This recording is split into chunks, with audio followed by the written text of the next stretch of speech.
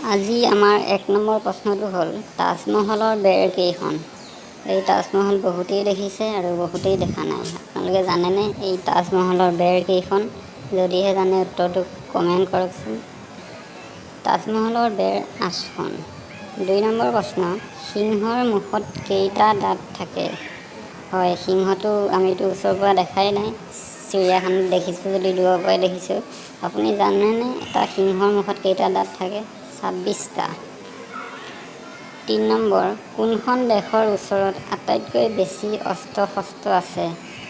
আপুনি নিশ্চয় ভাবিছে চাইনা, ভাৰত, কিন্তু আপুনি ইয়াৰ উত্তৰটো জানে যদি ভিডিঅ'টো চাওকচোন। ইৰাণৰ ওচৰত বেছি অস্ত্ৰ শস্ত্ৰ আছে। ৪ নম্বৰ হ'ল বিশ্বৰ আটাইতকৈ ডাঙৰ পাৰ্কখনৰ নাম কি? আপুনিতো নিশ্চয় নিজৰ গাৰ্লফ্ৰেণ্ড লৈ পাৰ্কত গৈ পাইছে, কিন্তু আটাইতকৈ ডাঙৰ পাৰ্কখনৰ নাম জানেনে? চাওকচোন বাৰু উত্তৰটো। উত্তৰ-পূব গ্ৰীণলেণ্ডৰ ৰাষ্ট্ৰীয় পাৰ্ক হৈছে আটাইতকৈ ডাঙৰ পাৰ্ক। আমাৰ ভাৰতত কি অপৰাধ কৰিলে ফাঁচীৰ শাস্তি দিয়া হয়?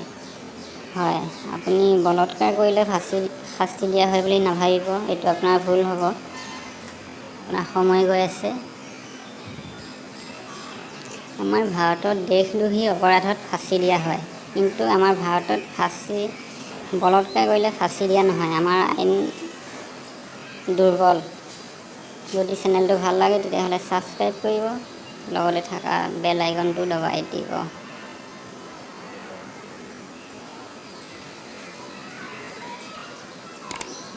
লাইক কৰক, এই ৰঙাকৈ এইটো ছাবস্ক্ৰাইব কৰক, ছাইডত থকা বেলটো বজাই দিব। ধন্যবাদ।